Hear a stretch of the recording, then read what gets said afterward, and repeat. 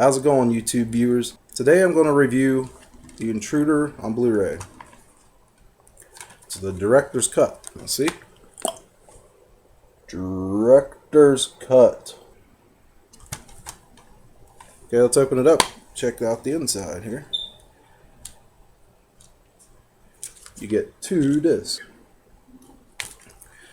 This movie is so cool. I had it on DVD, but I love it so much that I decided I wanted to get the Blu-ray special edition. What I don't understand is why they include a DVD version. See that? Or you get a Blu-ray and you get a DVD. So, how many people are buying the Blu-ray to get the DVD too? I mean, there may be a reason. I don't know what it is, but maybe one of you viewers do. It just drives me kind of crazy, I got rid of my DVD so I could get the Blu-ray, but now I got the DVD again. If you pull out the sleeve, you're going to see this on the inside. You see the sign that says half off, and of course, his body's in half. There's a lot of humor in this movie like that. Scott Spiegel, he's the one that directed it. And I out of all the slashers I've seen, this is one of the best directed ones. For example, the movie starts out and the camera's actually inside the cart, and the cart's moving around. The camera's here, and you're seeing out this way, and the cart's kind of moving through. It's just really cool. Throughout the movie, the camera is in a lot of odd angles, and it makes it really great to look at. Let me give you another example. You know how you go to the store and you get this piece of food, and it comes through, beep, beep. Well, the camera is actually inside the scanner, so when you see that piece of food, you're looking up. So you're getting like a top view. You're getting like this top view of it coming over the scanner, but you're seeing underneath, of course. Beep. So you want to know what the movie's about. The plot of the movie is pretty simple. Third shift workers, all friends, from high school, are locked in a grocery store, and one by one, their bodies start to fall. The thing that's funny is this store doesn't look like super huge, but they got like 8 kids working there on third shift. I used to work at a grocery store, and I've never seen more than like 3 people working a third shift. But still, I mean, how fun would that be? Just 3 people getting killed, You gotta have more blood. And let me tell you, there's lots of blood in this movie. Lots of gory, violent scenes. The kill scenes are some of the best you'll see in any slasher movie. There's one scene where there's a head, and I believe it's probably a meat cutter, some kind of saw, whatever. But anyways, the head, gets driven into the saw, and then you just see it split. I mean, and it's really real.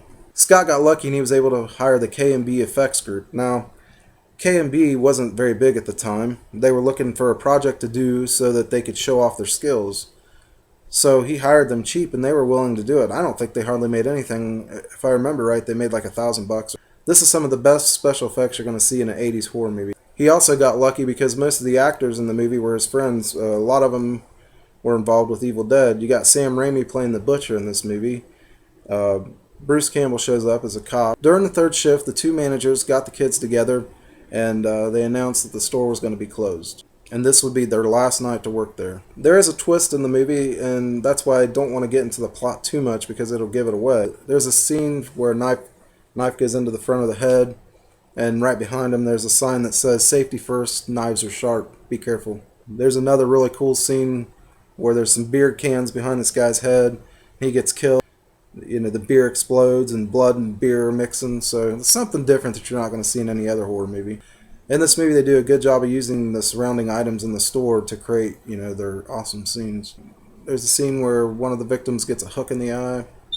It's one of those. I think it's probably one of those big meat hooks, like that. The movie itself isn't really that creepy, and most slashers I don't think are, but they're more fun than they are creepy. That's what you get when you're, watching an 80s horror movie.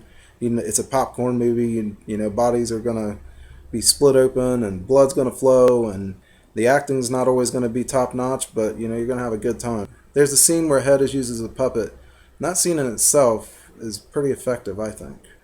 It's one of those scenes when somebody asks you, "Have you seen Intruder?" and you're like, "Oh yeah, I remember that scene where the head's used as a puppet." Or, and most people are going to say, "Yeah, I remember that scene where that guy's head split in half with the saw." So, it's a solid movie all around. Acting, directing, bloodshed. Everything you want in an 80s movie is in this one, plus more. Let's talk about the extras on here a little bit. You got audio commentary with Scott Spiegel, and I did watch that. It's very funny.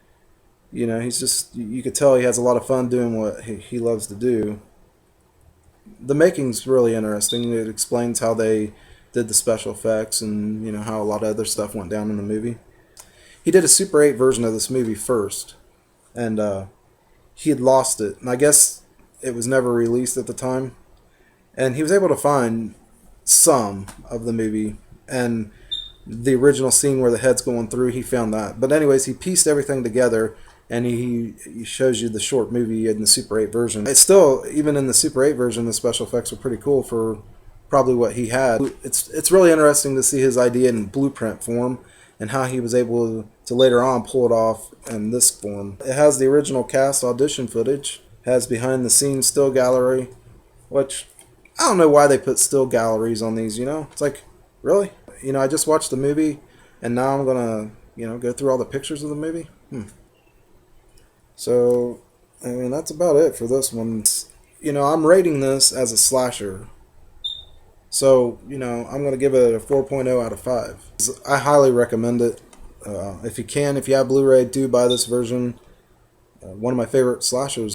I'm going to start going through all my 80s horror slashers, and I'll do the reviews for them. Until next time, catch you later.